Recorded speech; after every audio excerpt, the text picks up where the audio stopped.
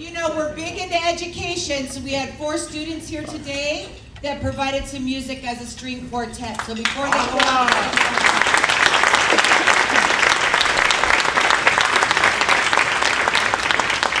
and I'm going to have them quickly say their name in the mic. Gabriel Ben. I'm Alexis Doroff. Thank you.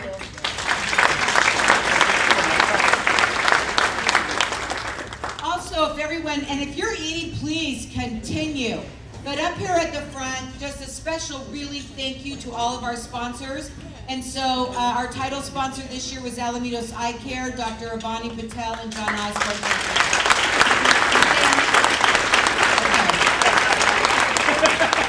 If you're here with BNSF Railway, please stand. If you are here with Mass Fusion, I don't think they're here, but please stand if I missed anyone. Southland Credit Union, I know, has people here. Please stand. West Coast Air.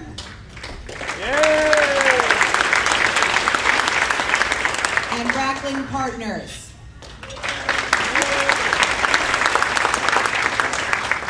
And Braithwaite Chiropractic, anyone here?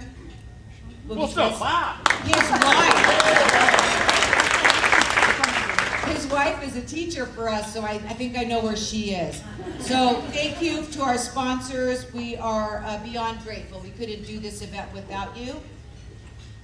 So what are we about? This is our State of the District. Today we want to talk about where we've been, where we are now, and where we're going.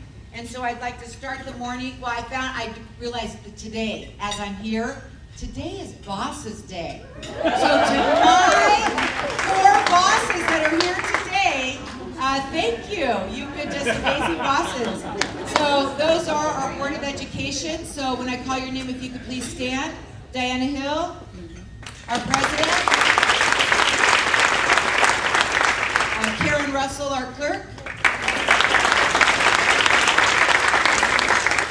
Meg Catuli. And Dave Boyer. Thank you. And now if I could ask Mrs. Hill to please come up. Good morning, and first and foremost, thank you. Thank you for being here. Thank you for all the support that you give to our district. And what is our district? Our district is our students, our extraordinary staff, our community partners, our civic partners, as well as our law enforcement that keeps us safe and keeps our students safe so that we can do what we need to do. But it's most important is our parents that choose to bring their students here so that we can educate them and so that we can create a generation that's going to move us forward and be the leaders of tomorrow. So thank you. I am honored to serve as this community and this district, and our staff really appreciates that you're here and shows the support as well. Thank you very much. And if you would all be so kind to stand up, and I will lead you in the Pledge of Allegiance. Right hand over your heart, ready, begin. I pledge allegiance to the flag of the United States of America and to the republic for which it stands, one nation, under God, indivisible, with liberty and justice for all. Thank you very much. And we have a real treat, as I talk about our students, we have a real treat this morning, and we have Jenna Rosen, who is is going to sing our national anthem. Thank you, stand back up. Who's going to sing our national anthem for us.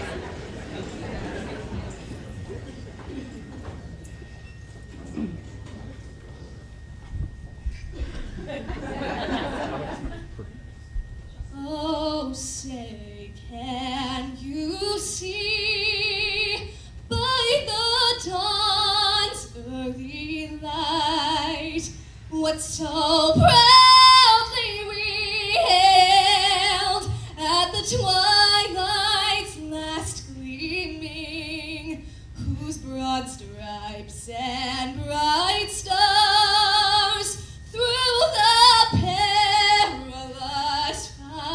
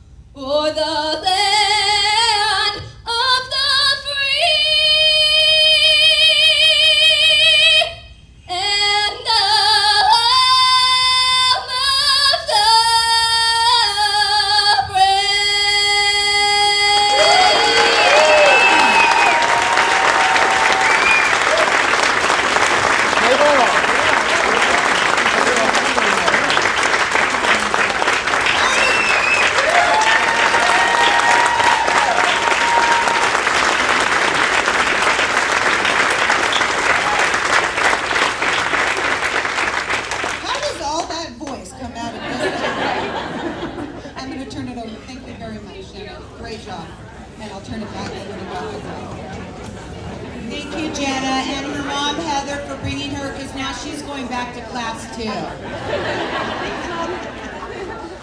And now it's my pleasure. So these are our kids, and you know, for all of you that have little ones, you just wait. It happens so fast. And so I know they might be in kindergarten, and it's a blink of an eye they're in high school. So it really does happen quickly. So it is my pleasure. The reason we have this event is that LAIF sponsors it. And so I'm going to introduce the LAIF Executive Director, Carrie Loeb. And I think she's going to take the introductions after that. Good morning. Thank you so much for being here. I am Carrie Loeb, Executive Director of LAIF. LAIF is the nonprofit partner of Los Alamitos Unified School District. We provide after-school and summer enrichment programs to enhance educational excellence in our community and just make all kids successful in college and beyond. I would like to also thank our title sponsor, Alamitos Eye Care, and Dr. Avani Patel. And I'd like to draw your attention to this little infographic at every seat. I'm not going to go on and on about LAIF, but there are some fun facts here, and I'd love for you to take a look at those at your leisure. I'd like to take a moment to introduce the LAIF board. We have President Sean Payne, Vice President Teresa Blankenstein, Secretary Kim Baldwin, wave as I say your name, sorry guys, Michelle Boustone, Kevin Gietig, Trini Jimenez, Lena Lume, and Mike Tenorji. So applause for them, they do amazing work.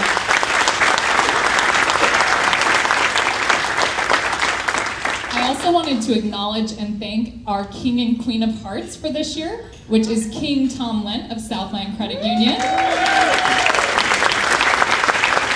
and Queen Tina Herron, counselor at Los Alamitos High School. And I want to thank so many of you for supporting them and other candidates in their campaign for King and Queen of Hearts. And that's about to start up again, so watch out. We might be asking some of you to join our royal court for this year. So with that, I'd like to turn it over to our new president, Sean Payne.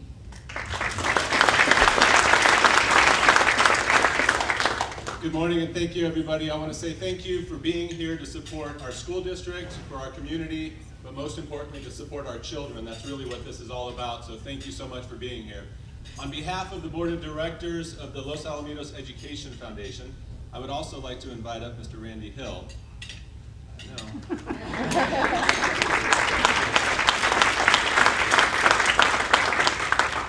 Randy was not expecting this, but Randy has worked tirelessly for the last 6 years as a member of our board of directors and also the last 2 years as the president, so I have some very big shoes to fill, but I really do appreciate all that he's done to help bring the Los Alamitos Education Foundation to where it is today.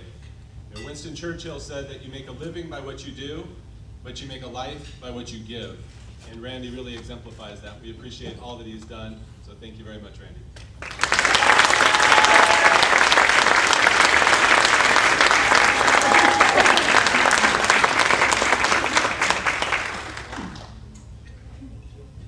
Randy, would you like to say a few words? No.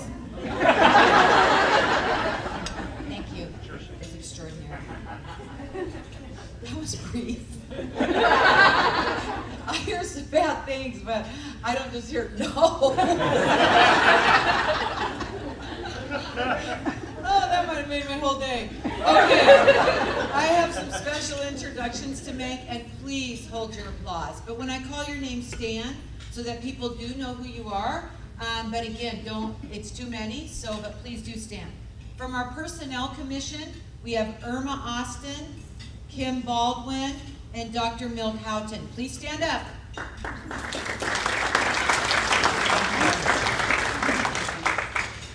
I didn't see him, but is the CEO of Los Al Medical Center here, Kent Clayton? Okay, well, we can clap anyway.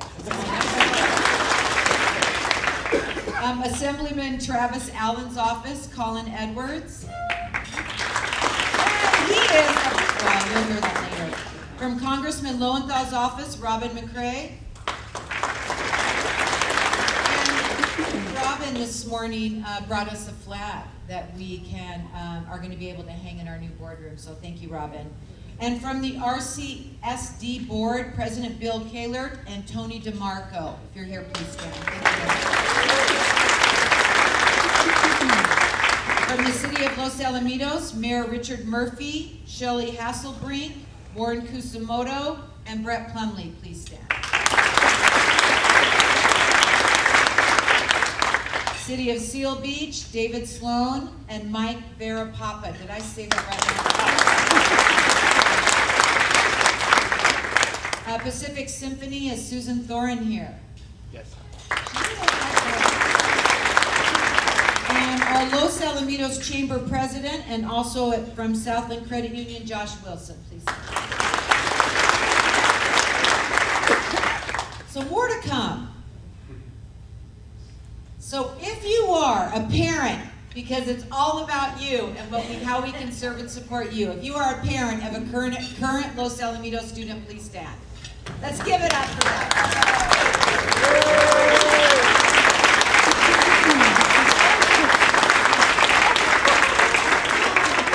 So obviously I can't say all of your names, but thank you for being here, and you're the reason that we do the work that we do for your children. If you are a parent of a Griffin graduate, please stand. Hi, proud.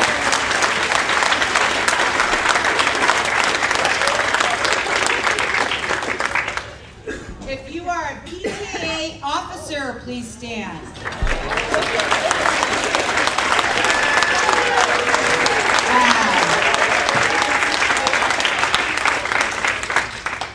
If you are from Los Alamitos Unified, a staff member, please stand.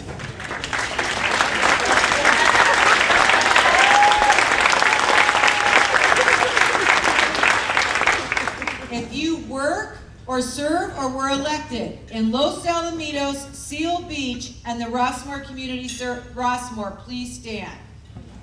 All staff from those three communities, staff, elected, officers,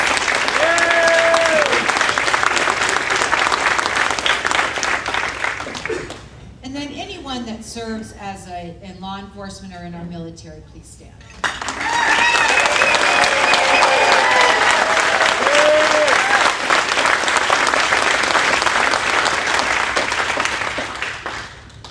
If you are a community member here to support, please stand. That ought to be just about everyone.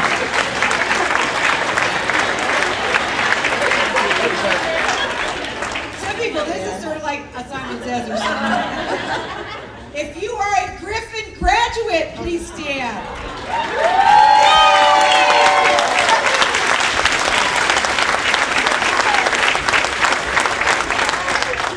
You gotta love that.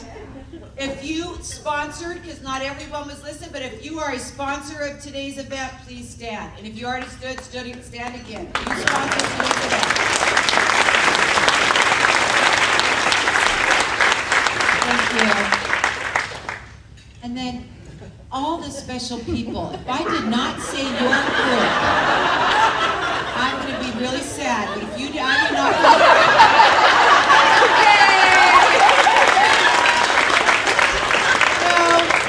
He was one of 11 children. One of 15! So when you're one of 15 children, you need attention. So, it's okay, Dr. Mulder. So what is our purpose for today? We really are here to celebrate children, but also to talk about what our priority goals are and what our vision are for our kids. So it's often really common, so I love being a cheerleader for our district and talking about all the great things that we do. But no, we're not perfect, and we have areas to grow and to get better, and that we're working on all of the time. So we'll talk a lot of things we'll share that we can celebrate, but also some of our challenges and things that we're trying to do better and things that we're working on this morning. We always have a sense of urgency in Los Al, and I don't know if that's common everywhere. I keep wanting to walk in front of this. How's that? So, but the sense of urgency is when your student is in a grade, they get one chance. So whether it's first grade, 5th grade, 10th grade, they get 1 year to be in that grade. And so it isn't okay that we wait and do something great for that grade next year, because your student won't be in that grade any longer. So it is always important to us that we do the best we can each and every year for every student in every grade. And when that doesn't happen, we have to take those opportunities to learn. And we really believe if it can happen anywhere, it can happen here. There's no better place to be a kid. Our communities are so supportive. It's really an amazing just experience to watch. And I like to say that Los Al Unified is a great place to live, learn, and I switched the end, and love. So why do we do this work? So we changed the motto a few years ago to Igniting Unlimited Possibilities. And at first, I think people thought, what is that? And so what that really means is that we don't want to have limits. We used to think about sorting and selecting, if you can picture that. There were GATE students and kids that struggle, and then there were tracks, and you tracked kids early on, starting in kindergarten. And what we thought is, how do you tell a kindergartner what they can and can't do? And so we rechanged our whole focus. We said our motto was going to be to ignite unlimited possibilities, and all of our goals were going to change to 100%. And that didn't mean that we knew how to do that yet. That came later, but that's what we're working on, that we want the same goals for your kids that we would want for our own children. So how? Well, we're developing, what does it mean when we say the Los Al way? So one of the things that we talk about is that creativity, winning, we really think of it as in our DNA. Some of you don't know this, but in 1980, Los Alamitos Elementary had to apply to the state to become a unified school district. So it was then different names, but what's currently Oak, McAuliffe, and Los Alamitos High School were part of Anaheim Union High School District. Seal Beach was its own elementary district, and Los Alamitos was its own elementary district. And by a vote of our citizens, they unified. And that took such tremendous coordination, and what a will. But now that's why you get to really say what happens to your children from preschool through high school. So let's clap for anyone that did that work in 1980. Lead fearlessly, love hard, and love is not enough, clearly. But it is essential, and I think that the more you can love this work, the better that you'll do. We do believe in unlimited possibilities. We relentlessly pursue excellence. And so results, when they're not excellent, it's a long night, week, month, year. So, it's something that we always have to analyze and say, what? How could we do that differently? And then sometimes we get data we don't care about. I know that sounds funny, but, we get measured in all kinds of, different areas. But most of it we do, and we pay attention. And we try to get to yes. So when our families want something, one of the things that I say, expectations I have with staff, is that try to get to yes. We're here to serve and support, and that's always a challenge for us, what we can do to try to get to yes. And so love our students. It does not mean low expectations. I used to be the principal of Laurel Continuation High School, and I loved that job. And so, and I used to worry sometimes that when they graduated, I wasn't sure if they were fully prepared, because they're put in this small environment. And don't get me wrong, we did great things for kids and the staff was amazing, but they're sort of sheltered in this small environment. And so I really thought about that long and hard. Years after I left, I had a better perception, or at least a different perspective. And so for me, it is about keeping the expectations high so that when they graduate from us, they're ready to compete in the larger global economy. We have to let students know that they matter. And some of you have heard this story before, so I'll be brief, but man, when they enter the room, let your eyes light up. Kids can read your body language more than what you say. And so when you come in there, and I can remember students coming into my office, and I might be busy. This happened way early on. I was assistant principal at the high school, and I was doing something. She was talking, it was a girl student. She said, "You're not even listening to me." And I never did that again. And so they need us to look at them and pay attention so that they know that they matter. And then I think of it also like grains of sand. Sometimes I know, even from a parent or a teacher or whatever role you have with young people, a neighbor, that you feel like, man, I've told them that 1,000 times, right? I know all of you have felt that way at least once. And think of it like grains of sand. And so you never know which grain of sand or bit of encouragement you're gonna give is really gonna tip that hourglass. And so we have to never give up and just keep working really hard. This really short video captures someone that was really told, don't bother with her dreams, and good thing she didn't. So here you go. Dear candidate, thank you for your application to our ballet academy. Unfortunately, you have not been accepted. You lack the right feet, Achilles tendons, turnout, torso length, and bust. You have the wrong body for ballet, and at 13, You are too old to be considered.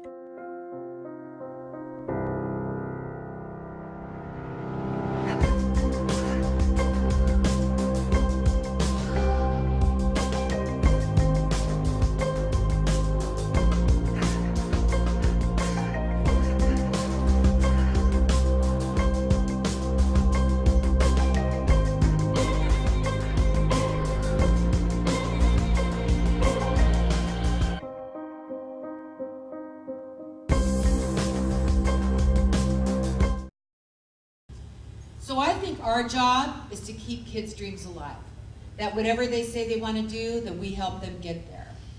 I'm going to only list a few of our core values. And so the first one up here is about results matter, and obviously that they do. We pay attention to results, and we like to say that every adult in our organization is responsible for the learning of all students. That we have to think bigger if we're a teacher than just my 24 or 32 or how many kids I have in a day. We have to think our class, our grade level, our school, and our district.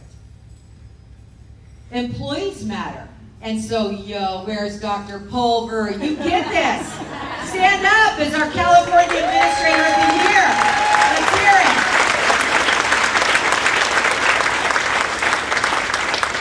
So, wow. I don't know if you don't know him. He is an amazing human being, an incredible leader. And so he was chosen as the Human Resources Administrator of the Year for Orange County and the state of California. So he's going to receive this recognition next month up in Sacramento. Congratulations. And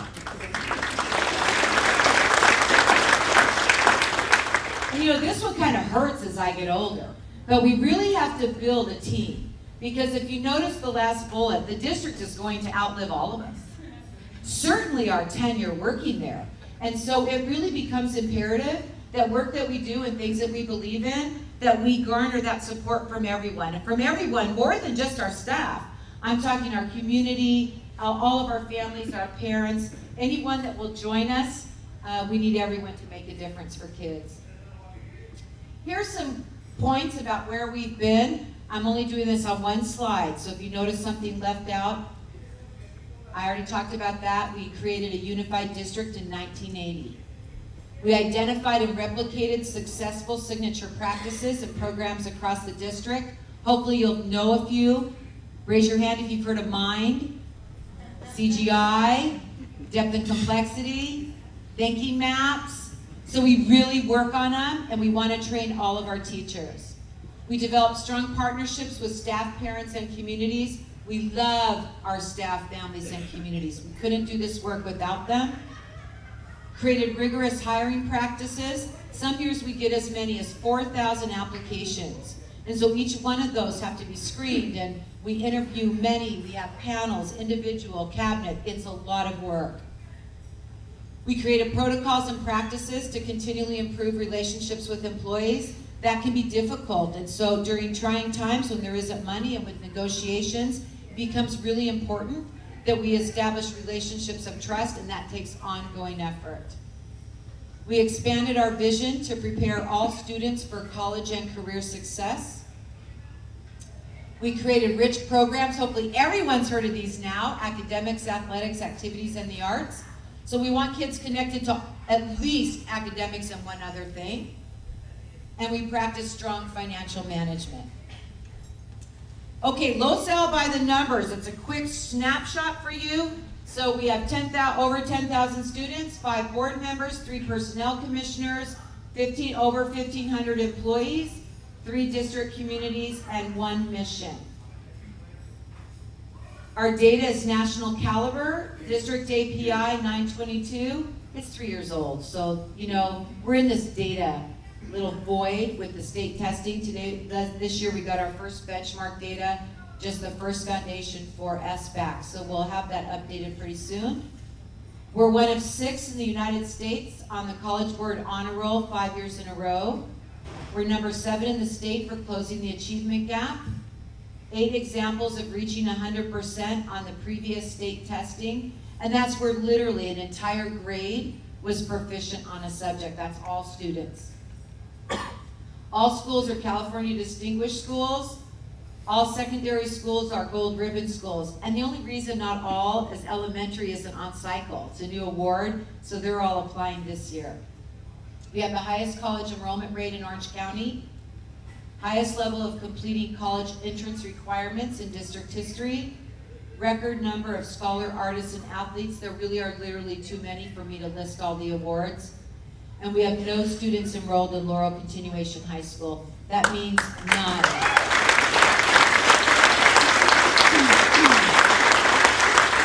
And so when we talk about all students, we mean all students.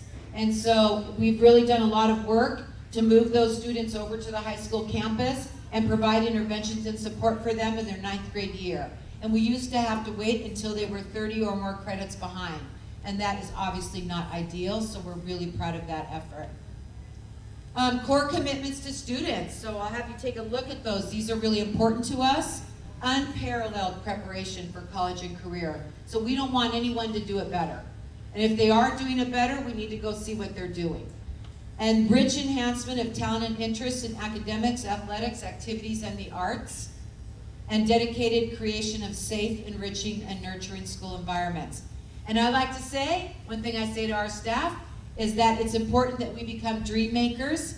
And so I'm gonna show a little video, and it's one of our students, and he titled it, One of a Kind Experience. Here I am waiting, I'll have to leave soon, why am I always said the hardest part about leaving was actually having to do it. I'm gonna miss it all a lot.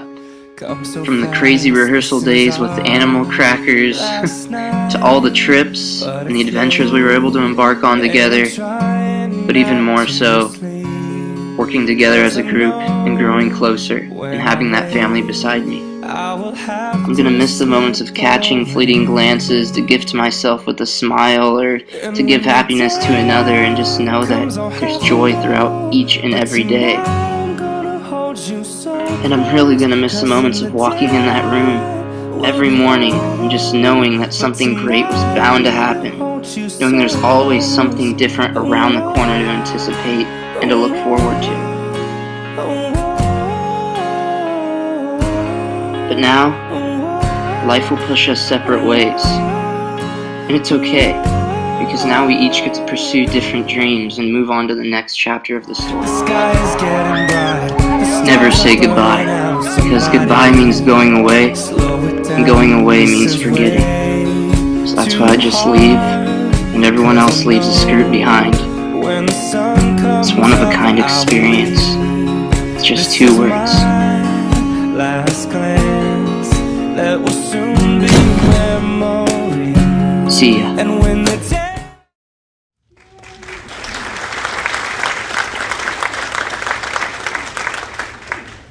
And so we have over 600 kids in our high school program that are in choir, and they won national grand champs last year. And David Molenkamp is up for a Grammy Teacher of the Year Educator finalist. So we are so excited. We'll keep you posted on that. And, you know, I just want to say that none of that would happen, so really need everyone to hear it. None of this would happen without your support, and none of it would happen without our amazing preschool through 8th grade education and opportunities we give our kids. So part of being unified is that our kids start getting the best education possible in preschool. So by the time they're in kindergarten, 1st grade, 2nd grade, that foundation is built. So the high school would not be able to make most of the accomplishments they have without the tremendous support we get. So can we just give a round of applause for all of our kids and So I'm not going to read the goals for you, but on the back of the agenda on your table are the detailed list of our district priorities. So please know at any time you can look at those more in detail, but we're going to briefly talk about these 5 today. And so excellent teaching and learning is really the most important thing that we do, and we are fortunate this morning that we have our 2015 District Teacher of the Year and County semifinalist, a Rossmore Elementary teacher. So come on up, Mrs. Gina Marie Decker.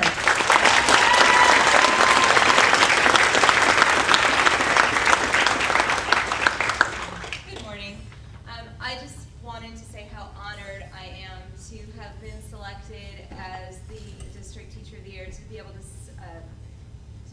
represent Los Alamitos, sorry, in the competition, and it was an amazing journey, and I met some incredible people along the way, and most importantly, I am just so fortunate to be able to teach in a school district with incredible support that allows me to practice my craft, grow my craft, teach children every day that come to school, that want to learn, that want to be at school. Parents tell me, my child loves school. Of course they do, they're 8, they should. If somebody told me their child didn't love coming to school, that would be a problem. And it's just, this is a wonderful place for kids to come, to learn, to love. And I love every minute of what I do. So thank you for giving me that opportunity to be here every day.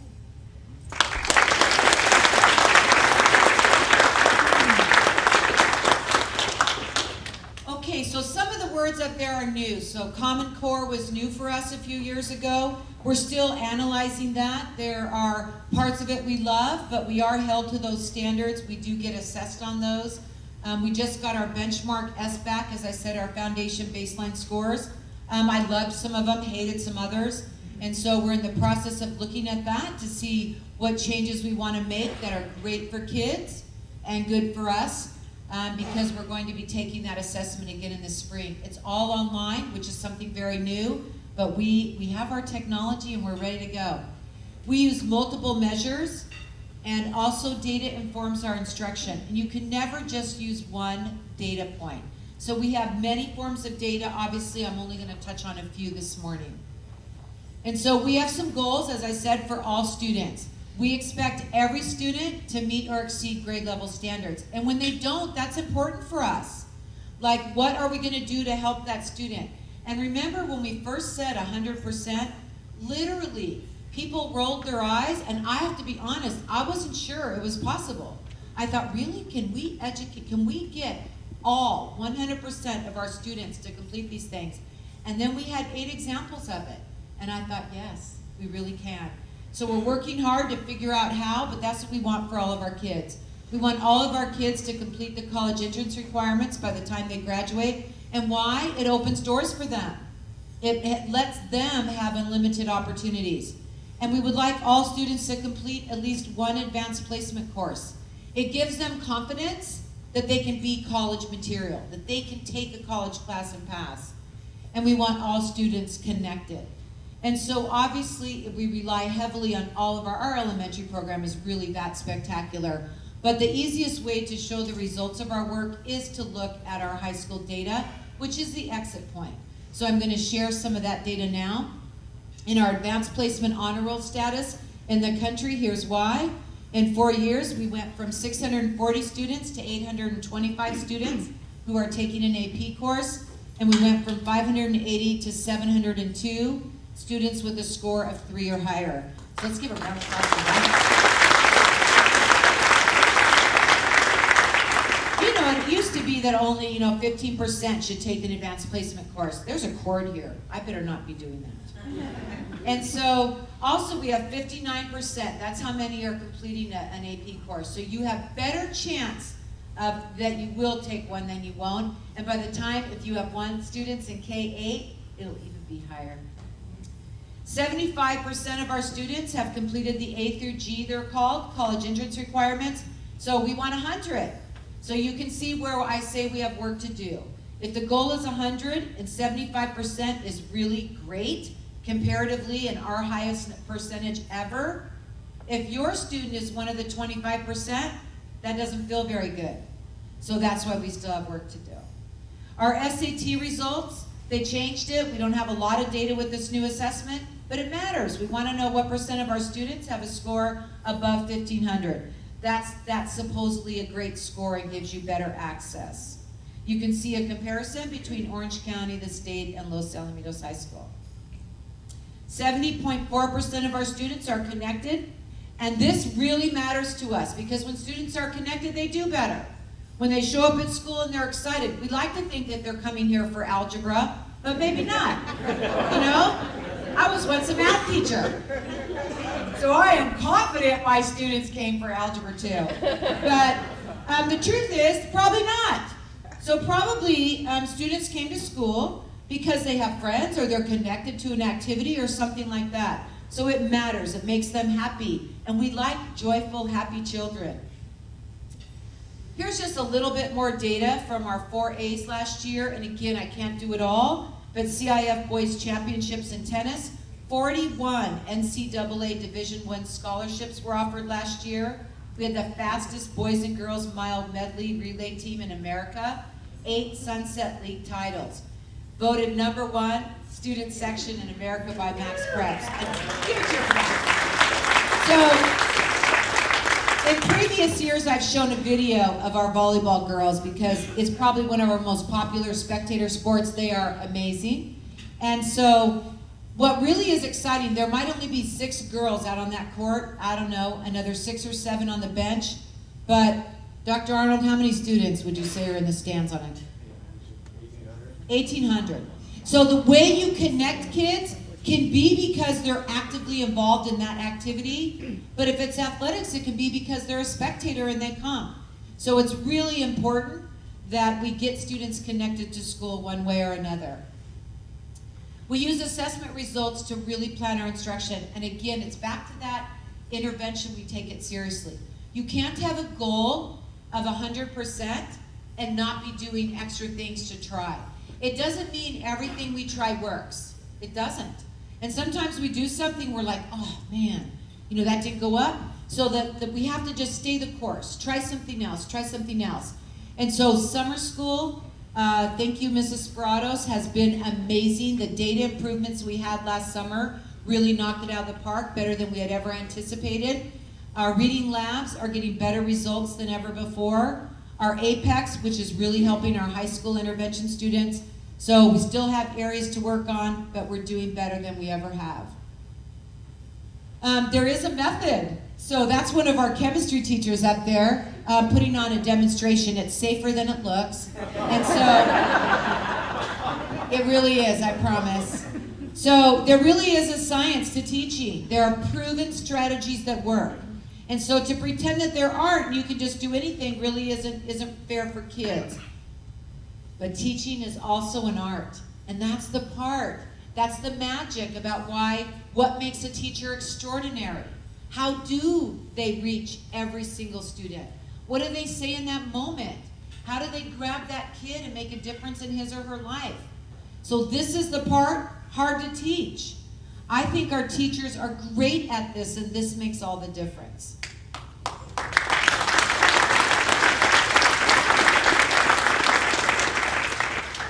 Ed Tech is a big thing. Thank you, Leif. They sponsored STEAM fairs last year. We have, oh my goodness, in our elementary grades, we have these makerspace labs, and kids are learning to put stuff together and take things apart. And we saw a picture at an MIT lab that looked just like one of our kindergarten makerspace labs. I loved that. And we have a coding program we're going to be introducing all the way up through middle school with Project Lead the Way in the high school. It's really about robotics and engineering, and we offered with our own teacher engineering this year in 5 sections right off the bat at the high school, and we have it in our wheels at the middle school. So where are we going in special education?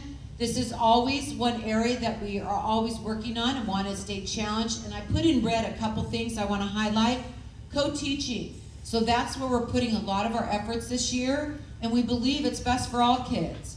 And the more that we can get students in regular ed classrooms with the right amount of support, the better. And so we've tried some co-teaching at all grade levels, where we have a general education teacher and a special education teacher, and we're seeing great results. So we're putting a lot of work into that. Also, I chose to talk about our adult transition program because I've learned that a lot of people don't know what that is. And so I want to take a second and talk about that. We have this year, and it's growing, about 20 students. Well, we have right now, today, exactly 20 students that are in our adult transition program. And those are students that did not earn a diploma. They're in our SDC special day class program. And so they're learning life skills. And so we are very excited. At our district office, we have a kitchen, a washer and dryer, a bed. We teach them life skills, how to make a bed, how to do laundry, things that are important. At our new auxiliary district offices, they're in there, that's what the pictures are from, so they help us with our bus passes, learning how to prepare a bus, clean a bus, do custodial services. And so that's been really fun. And then our community is unbelievably supportive. Just as of today, and that list will grow, we have students that are working at those companies that you see listed there for job training and vocational skills. So it really is, once again, it's a village really helping these students. Second one, ensure a healthy, safe. You know, no matter how great we think some things are, if students don't feel safe, it's not good enough. And so we have 3 robust task forces. We're looking into surveillance cameras at the high school. We have a visitor management system at all of our schools. We're installing right now as we speak. And we have a school resource officer at Los Alamitos High School who is a sworn officer for Los Alamitos City. So really a big thank you to Los Alamitos and Seal Beach for supporting that position.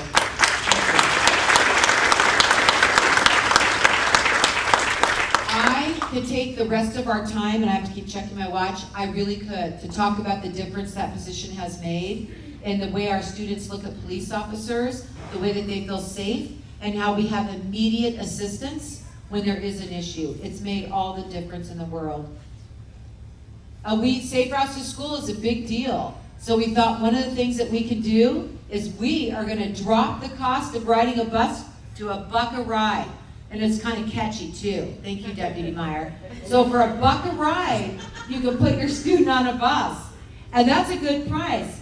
And we had 200 additional students riding a bus. A little side thing, at the same time, 2 people, you know, I can't say why, but we were short 3 bus drivers.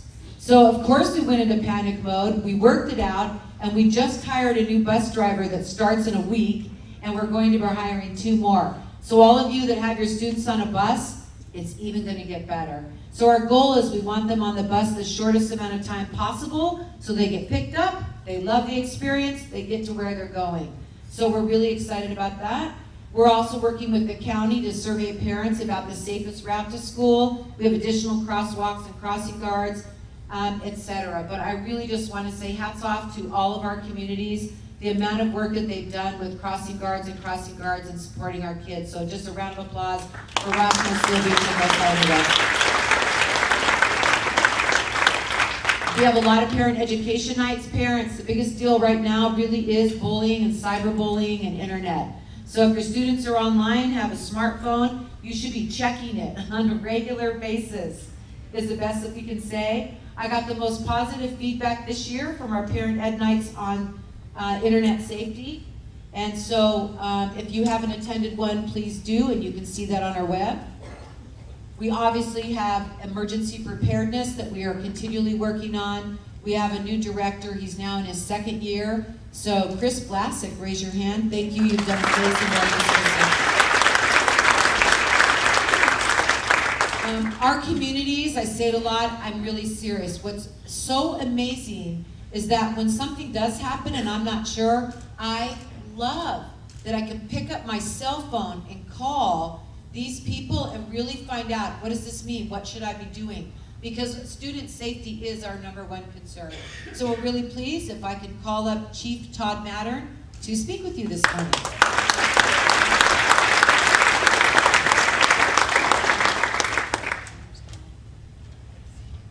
Thank you. You know, I've known Dr. Kropp for many, many years, and we've worked together on a lot of things. And I have so much admiration for Sherry. I would follow her anywhere. However, I want to say that I'm not so crazy about following her to a microphone. I don't know that I can begin to exude the energy that Dr. Kropp does. You know, I'm in my 30th year with the Los Alamitos Police Department, and we have enjoyed an outstanding relationship with the school district as long as I've been a part of the city. You know, our city's population is just under 12,000. And if we take the number of students just from the 4 schools in the district that are in Los Alamitos, it's about 6,400. And I know our city's population increases by the day. How much, I'm not sure. But no matter how you look at it, the portion of our population that are students is significant. And you know, and these are the folks that we're here to serve. And you know, the safety of the kids is a priority that resonates with every member of the police department. One of the most visible component of our service to the school district, as Dr. Kropp mentioned, is our school resource officer. You know, this was a program that we reestablished at the beginning of the school year 2 years ago. And it's a partnership with the school district and the city of Seal Beach. We supply the police officer, and Seal Beach and the school district help with the funding. So I want to talk just a little bit for a couple minutes about the school resource officer program. Officer Dan Brandt has been our SRO for the past 2 years. And this isn't just an officer that we, you know, put at the high school and said, okay, be at the high school and you know, do your thing. This was an experienced officer that had been a member of our department for a few years. He worked in the patrol function, he worked as a detective, and when we assigned him to be the SRO, we sent him off for some very specialized training. He went to a week-long advanced officer training specifically for school resource officers. He went to a 3-day Safe Schools conference. He's been to a 4-day training conference of the National Association of School Resource Officers. And he's also attended various trainings and drills pertaining to active shooter incidents. So the purpose and the benefit of having an SRO goes beyond just having a cop on campus to do those enforcement things and respond to the incidents that we would normally be called to. Working predominantly at the high school, Officer Brandt works hand in hand with the school administration, and perhaps, you know, one of the greatest benefits is his daily interaction with the students, which, as Dr. Kropp mentioned, you know, he's building rapport and mutual respect between our children, our youth, and police officers. I want to spend just a couple of minutes and talking about some of the highlights of the last couple of years with having an SRO on the campus. Officer Brandt has held approximately 100 introduction presentations in classrooms in those 2 years, 14 presentations in health class, speaking on topics that include driving under the influence and the dangers of drugs. He's presented at Career Day at McAuliffe Middle School. He's assisted and presented at Project Intervention. He does presentations at several parent education nights, speaking on topics related to drugs, as well as cyberbullying and social media issues. He participated in the reality party, which was hosted by the Casa Youth Shelter to educate parents about teen parties. He's a member of the district's Violence Prevention Task Force, where he's made presentations. He's a member of the Substance Abuse Task Force. He's a member of the Discipline Committee, the School Attendance Review Board, the School Attendance Review Team, and he often conducts truancy checks at residences. He's worked with district staff to conduct safety assessments at all of the schools in the district. He's presented active shooter training to staff at all of the schools in the district. He's planned and conducted active shooter tabletop exercises that has involved local law enforcement, the Orange County Fire Authority, and the district. He was involved in the planning and execution of the Every 15 Minutes DUI prevention program. He has responded to dozens of medical aid calls in which he was the initial first responder on the scene. He's routinely involved in counseling students on incidents of interpersonal conflict and bullying. As a drug recognition expert, he is called upon to conduct evaluations of those that are suspected to possibly be under the influence. And he attends sporting events and school dances. Needless to say, Officer Brandt has done an outstanding job, and recently, in part because of that, he's earned a promotion. So unfortunately for the school district, Corporal Brandt is going to be leaving his assignment, but we're pleased to announce that we've identified another officer who we think real highly of, Trevor Nelson, who's right now working with Dan as they transition over to Officer Nelson handling that full time. I don't know if anybody's had an opportunity to meet Officer Nelson. Another outstanding officer. He's a little younger than Dan. He's got a very youthful appearance, and from my understanding, there's already, the kids are putting out the tweets about Officer Nelson with references to 21 Jump Street. But anyways, we have a lot of confidence in him, and we are sure that he too is going to do an outstanding job.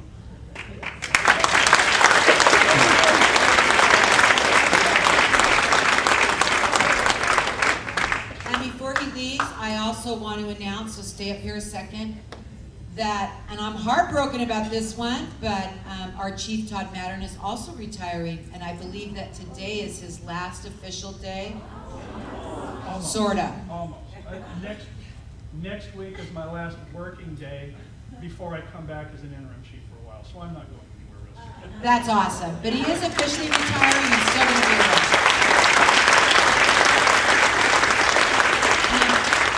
I hope everyone here really appreciated that information about an SRO, but that's the difference that they really can make, and we're just extremely grateful. And again, that was also supported by the City of Seal Beach. And next, as you know, or may not know, Rossmore is really handled, controlled, or worked with Orange County Sheriff. So we're fortunate this morning we have Captain Bob Peterson from the Orange County Sheriff with us.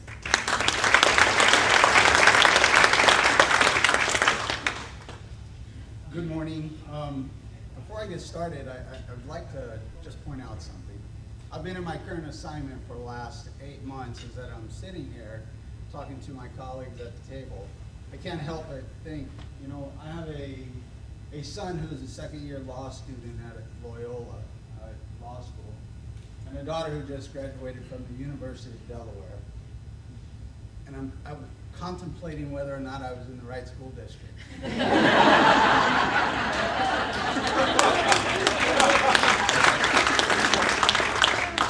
Yeah, good morning. I'm here to represent Sheriff Sandra Hutchins and the beautiful community service district of Rossmore.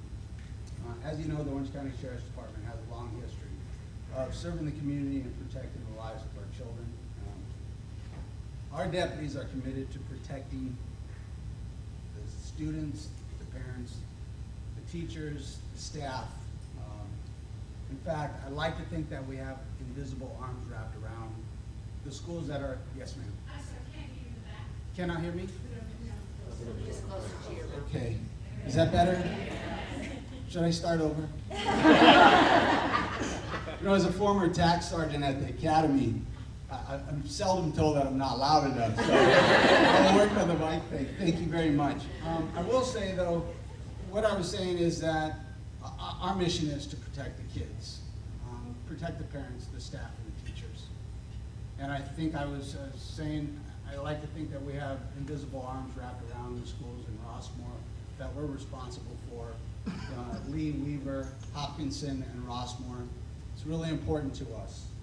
You know, the Sheriff's Department has a motto that your trust is our legacy.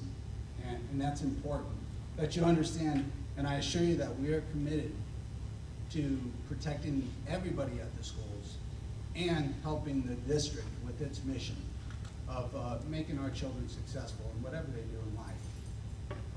As you know, this can only be done with the collaborative working relationship that we have with the schools, the school district, and my colleagues here at the table. We have a wonderful working relationship, and I couldn't be more proud of the job that the deputies do and the assistance that we receive from Los Alamitos and Seal Beach. This collaboration, this law enforcement family along with the district could not be stronger. So I'll conclude with this, as another colleague said, nobody's gonna leave here saying, I wish he talked longer. I am proud to report that we are all working closely together to mitigate any risk and to ensure the schools are safe.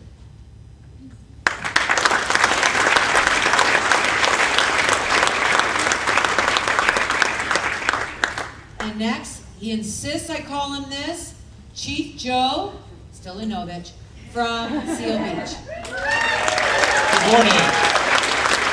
Now, if you're not a Seal Beach resident or a Weaver parent or a McGaw parent, you might think it's Chief Joe Stilanovich, but I go by Chief Joe. You can all call me that now. It's much easier. I wear a lot of hats in the district. I'm not only your chief of police, I'm also involved in your community. I'm a parent. I have 3 kids at Weaver. Very proud Weaver Whale. And God willing, and Sherry Pratt willing, I'll have a kid at Oak with Mrs. K next year. So, very proud of that. Todd's got the hard job. He does the heavy lifting at the high school.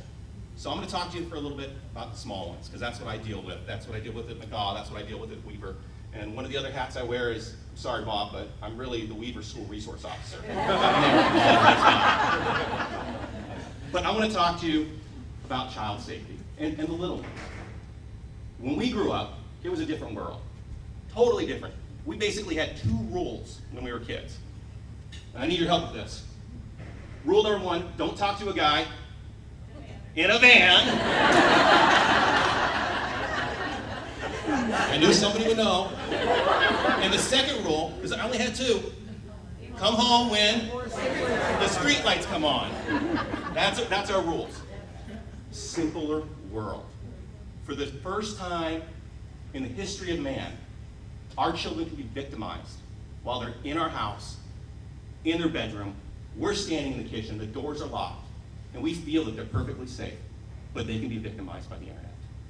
So, I had this epiphany when one day I walked into one of my children's bedrooms. They were sitting in bed with their iPad, and whoosh, went under the pillow. Now, I'm a police officer, so that's what I call a clue. So I go, give it up, give me the iPad. So I look at it, and they're playing Minecraft, but they had a chat stream on. Now, it was basically benign, but there were some words in there that I wish my child wouldn't know. So I think, you know what? I got this. Parental control, Apple device. Well, then one of my children comes home. They had the benefit of having Miss Colella, or Dr. Colella, now, is a teacher, 1st or 2nd grade. So they come home for Father's Day, and they go, here's your present, Dad. And it's a QR code. I'm like, well, what's that?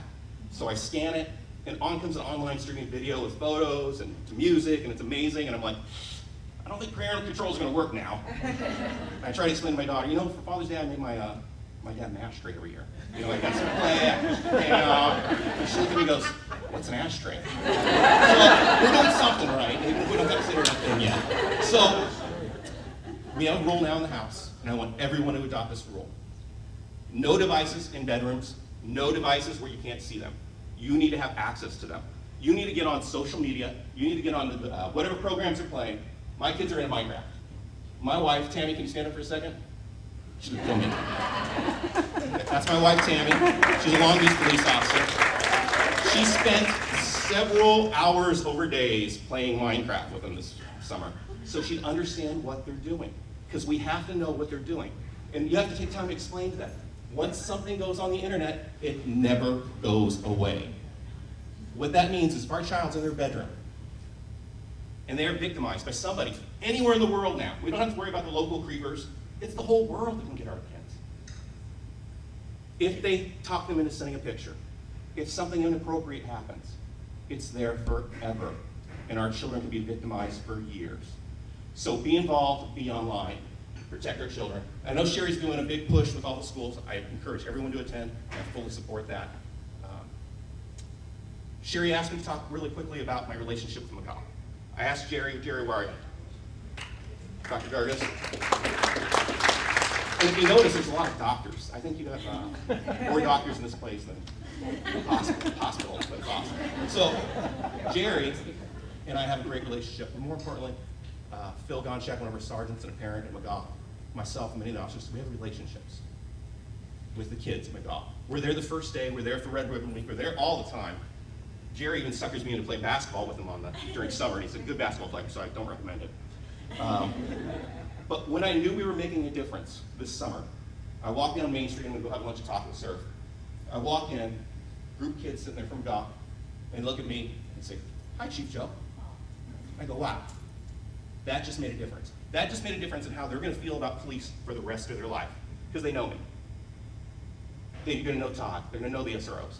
It is a different paradigm, and that's what we need in America today. We need that trust, we need that relationship. So encourage your kids, encourage your teachers to engage with law enforcement, because it's a partnership, we can do it without each other. I'm gonna end with this. I'm gonna say thank you to my teachers, thank you to my administrators, thank you to the school staff. The biggest compliment I can give any of you is I trust you with my children. So thank you for what you do every day.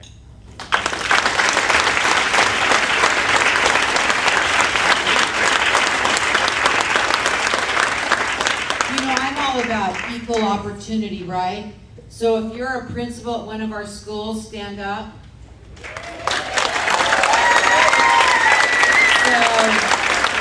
I really appreciate you being here. If your principal isn't here, it isn't that they didn't want to come. Some things we couldn't change or things happen out of sight. I love our administrators. They work so hard, and our teachers and our staff. It's really incredible. But obviously the people that I spend the most time with are our cabinet members. So if you are a cabinet member, please stand.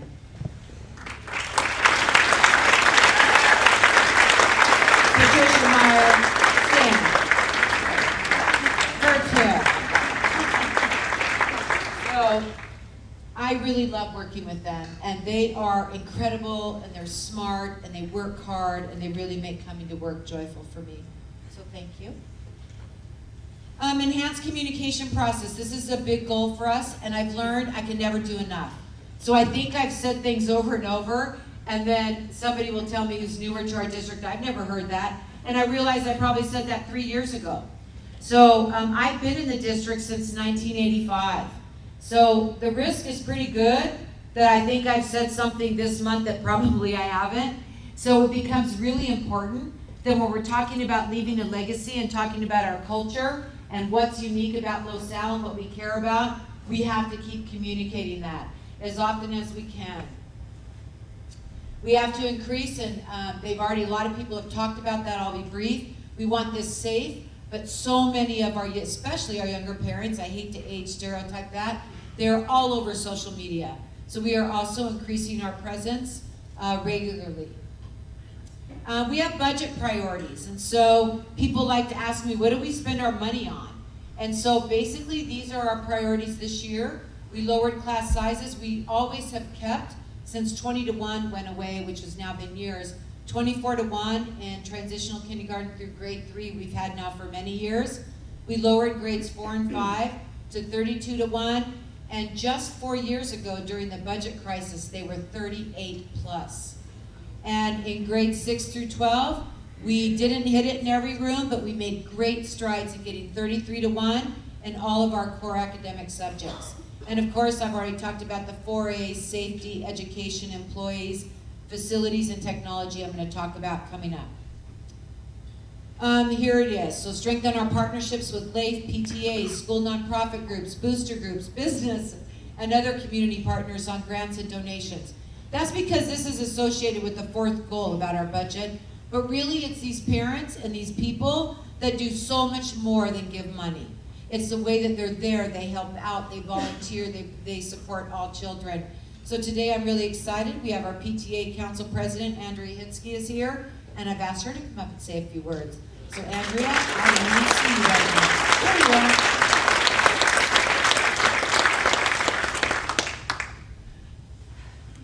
Thank you.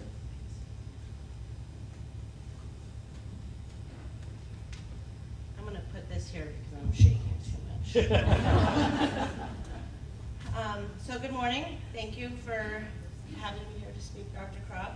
I was asked to touch on the subject of partnerships today. PTA is one of the best examples I can find of a working partnership. People with different perspectives and backgrounds join together for one common cause, preparing our children to inherit the world. PTA believes that working together, we each are more effective by developing relationships with our teachers, our administrators, and our district leaders. We will make a difference for our children. The stronger our communication, the more productive we can be, and the more successful our children will become. For over 100 years, PTA has been the largest advocacy association working exclusively on behalf of children. I am honored to be a part of an organization that positively impacts the lives of our children. So be proud to volunteer, make it a priority, and know that your children are watching everything you do to learn what is important. If you make their school a priority on your list, they will too. On behalf of the Los Alamitos Unified Council of PTAs, I would like to thank you for your dedication to every child. We appreciate the priority you place on encouraging parent involvement as a means to increase student achievement.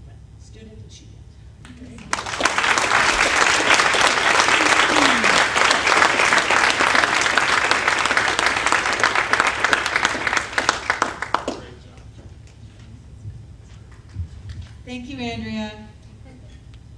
Okay, another one is that we practice what we call IBB, that's interest-based bargaining. And so rather than the traditional bargaining, we, now it's probably been, I don't know, 8 or 9 years. So we're getting hopefully better at it. But there's always issues that we want to solve, problem solve, or negotiate for our employees, because it is all about the people. We need to get the right people on the bus, and then we need to support them. And so through this process, we come up with our common interests, we sit around a table, and we really discuss them. And we're very pleased. We think the outcome is much better than it would have been during traditional bargaining. So this year, we're really happy to have here this morning with us our CSEA president, Mitch Benalis. So Mitch, if you're here, come on up. There you are, come on up, Mitch.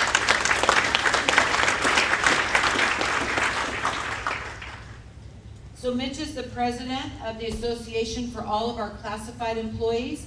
We have about 475 classified employees, about 4 more than certificated actually. So thank you for being here, take it away. Thank you, good morning everybody. I just wanted to say thank you for including us as employees, and interest-based really does work. It's something that we started and we're moving forward with it. We have our first negotiations coming up next week, and we're going to get this settled so that we can get down to the business and take care of the kids.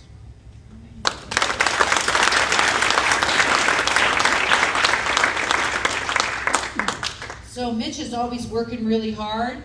And Mitch, you look great. Thank you.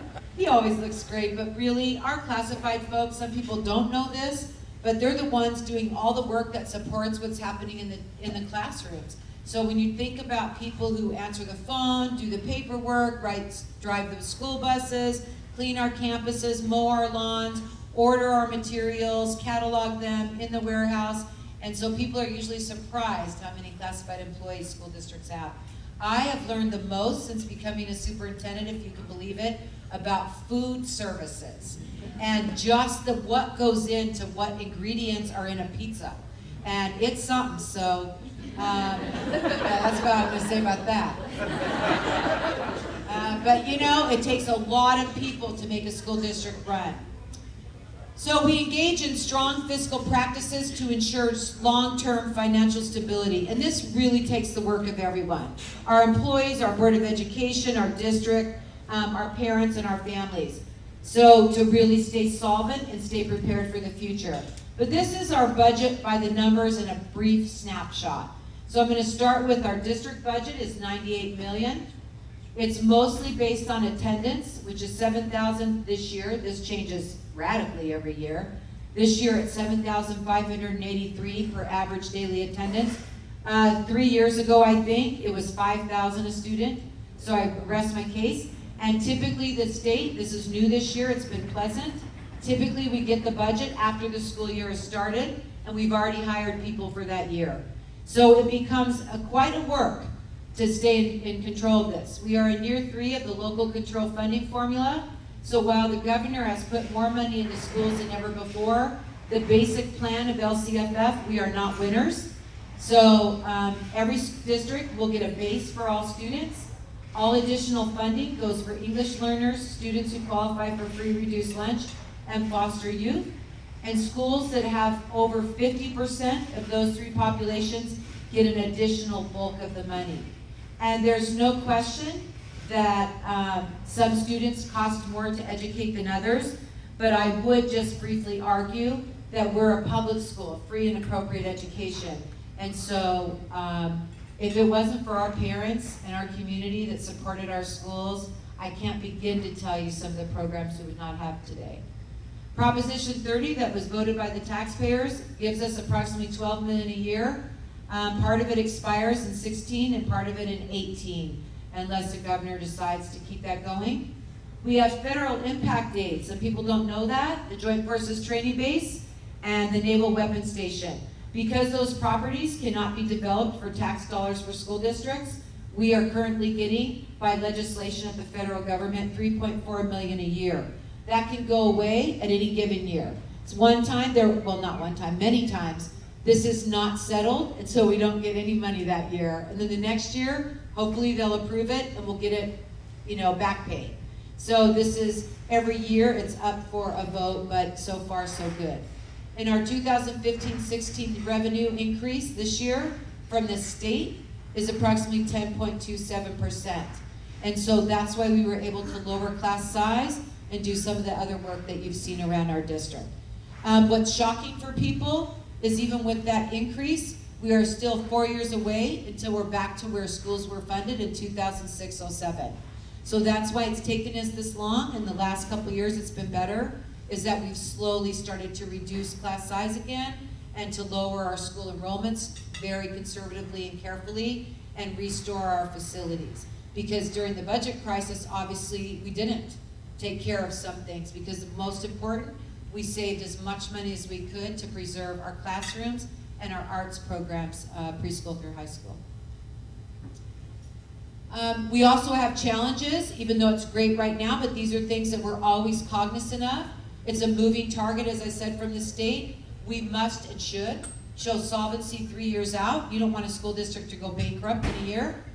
We have new increases to STRS and PERS, our retirement rate increases, and they were insane, dramatic.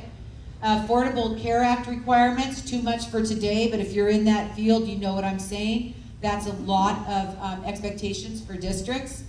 We're self-insured for health benefits.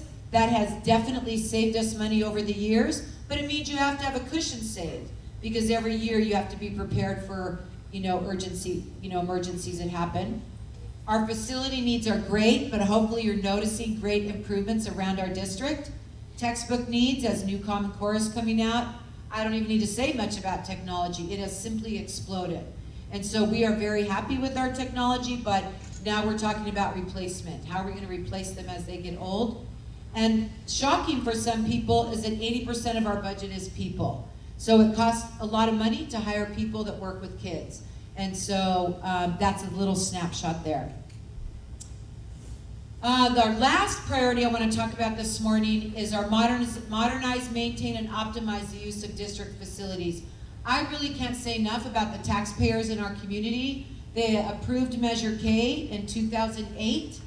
And so in 7 years, we've been able to modernize almost every site in our district, and we certainly did projects at every site in our district. All projects have been on time and on budget, and that's just almost unheard of. So the voters approved Measure K bond for $126 million in 2008. We refinanced Measure K bonds this last summer and saved the taxpayers $2.3 million, and I don't remember the exact interest rate reduction, but it was 5 point something to 3 point something. By implementing an aggressive construction plan, which really thank you, Deputy Meyer, for leading, we were able, and people don't realize this, there was a short term that you could get matching funds from the state, but you had to have these projects into DSA in these certain years. But because we were able to do that, we received $24 million in state matching funds, which obviously allowed us to even do more than we had initially anticipated. And that's one of the reasons we were able to really hit all of our district offices and the track and field at the high school and many other things. The Bond Oversight Committee, you might not know we have that. They oversee the whole project and make sure we're spending the money and do what we said we would do in our bond. We modernized, as I said, in 7 years, and really a lot of that had to do with our leaseback program, and also with Racklin Partners and West Coast Air. So Michael Racklin, Richard Ingrassia, James Clower, Aaron Whitwer, and anyone else that's here today, thank you, all of you, for your patience. So, some of you may not know this, so staff, you know, I am so picky, you know. So really, these people, thank you. I know for some reason, I know for sure in some meetings they went, oh my goodness. So I really do appreciate your patience, and it's looking beautiful. I have a couple pictures here. This is an example of an administration building. This shows you a before, and this shows you an after. We forget how unattractive some of our sites were. Oh, yeah, they don't. Someone said, no, we don't. Here's a typical media center. Here's what they are after. Here's a typical classroom, before and after. Here's a computer lab, before and after. Here's a multi-purpose room, before and after. This is a locker room before, which you would never want to go in. But you know, quite honestly, I don't want to go in them now either. But there you go. And then we do have an all-new weather track and field complex for our kids. And I can't say enough about what it is nice. People think sometimes, really, it isn't about having a nice track. We brought our athletes home. And so they used to have to practice all over the place. And so, you know, I don't know if you realize the burden on families when I have to take my student at 5:30 in the morning to another site to practice a sport or acquire anytime I need a large field, and then I have to bring them back to the high school for school, pick them up, and then go out. And just recently, I'm a little out of order, but I was at the high school to watch a volleyball game, and it's 8:30, and I see Coach Alvarez for girls basketball coming up, and he's with all these girls, and I go, what are you guys doing here? And he goes, we're coming to practice. So that's when they can get gym time. So, and one of the things we're really looking at now is what's an affordable way to get a prefab or some really great gym. But we don't want our kids coming back to practice at 8:30 at night. And so this track has made all the difference because we can use it every day, every night. We also have been really considerate. We don't use the lights at all on Sundays. We've never used them yet on a Saturday night. On Friday night, they have to be off by 9. And Monday through Thursday, they have to be off by 8. So we want to be reasonable, but that really has helped us. And obviously in the spring and summer, they're rarely needed. So I have a little video about the difference a track can make.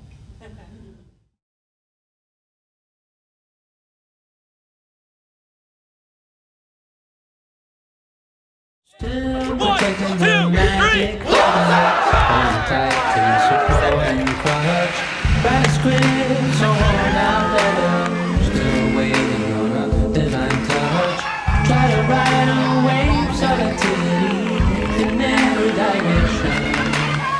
You're the center and you always be in every direction.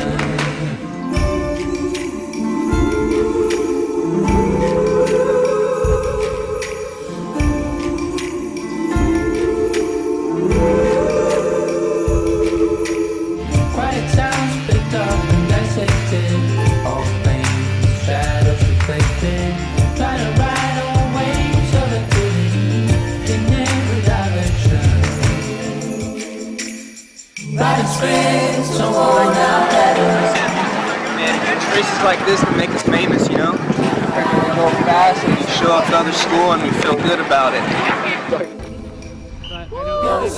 And you're always free. In every direction.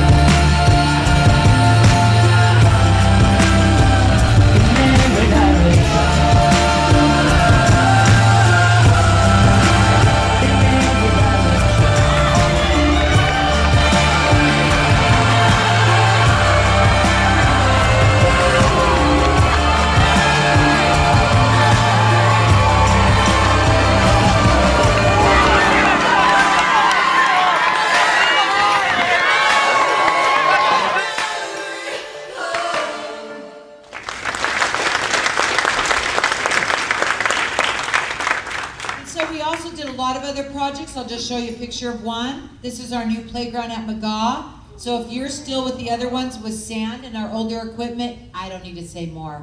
So the kids love that, it's beautiful. We replaced that one as a priority because it was the oldest and we actually determined it wasn't safe. So we changed that first and foremost. Current needs, I've already talked about them. There's always something. And so it's just an ongoing need. And so we're continually analyzing it and see what we can do. Obviously our performing arts, they have to perform 4 nights. No, we're not gonna buy this, it would be too expensive. But, and that's because we packed the gym for our performances.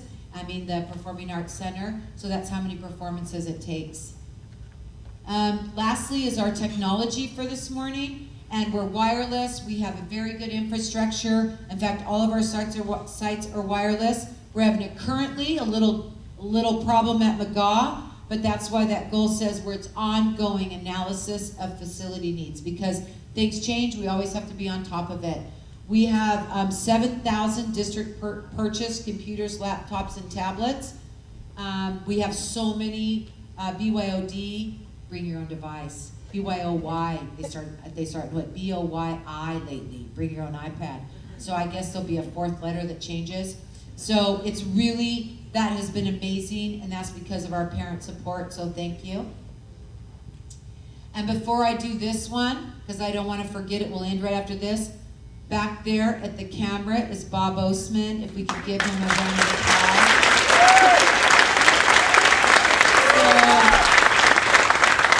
He's amazing. And so I first met him, he's been in our district a long time. He was a teacher at LAE, I think you started. Then he was a teacher at Laurel, where he was a gift for our kids, a pleasure being a principal where he worked.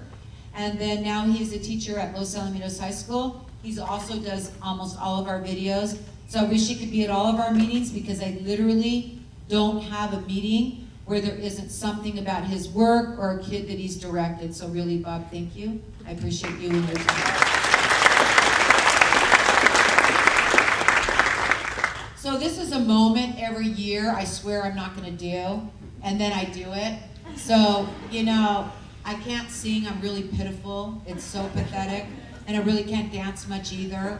And my mother made me take, if you can imagine, dance, baton, ballet. She tried everything. I'm not kidding. Piano, accordion, guitar, voice, you know, golf. And in my era, nobody golfed in 1970. And so certainly not girls. So she tried, and so I did find lots I loved. But this probably isn't my talent. So here you go. It's not really about me. This is about this. And this is that we have to bring joy to our work. We just have to. I think when Gina was up here and she was talking about loving her work, I'm glad you're still here. It's so much about, she said, I think if you ask a student, a 3rd grader, if they like school, oh, I love school. How sad if they said, I hate school. So that's not good. So we have to be joyful around children. And as adults, it helps if we are too. And so I'm gonna end with that, and here you go. Now if you're wondering about our legacy, no need for wondering, because Los Al's the place for me. Your future is our destiny. Now say, ooh, Los Al's the place to be.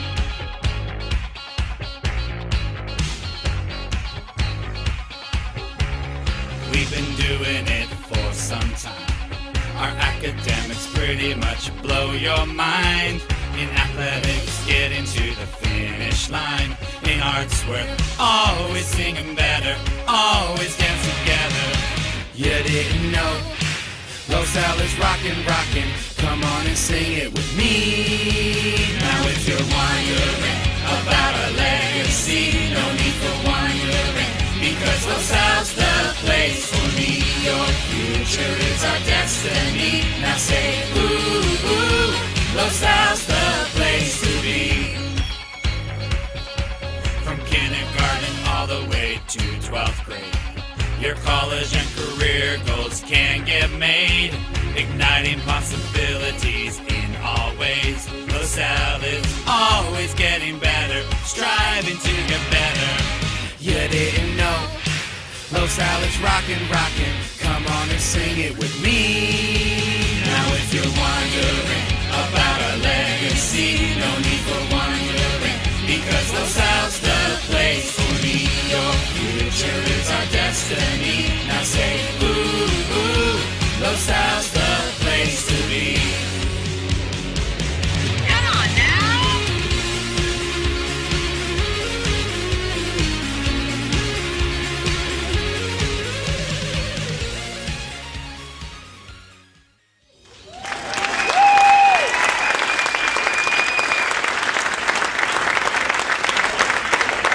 So what I can say, if we can do that, all of you can light up your eyes for kids. Thank you for coming here today. We really appreciate it. I'm going to just close with thank you for our sponsors.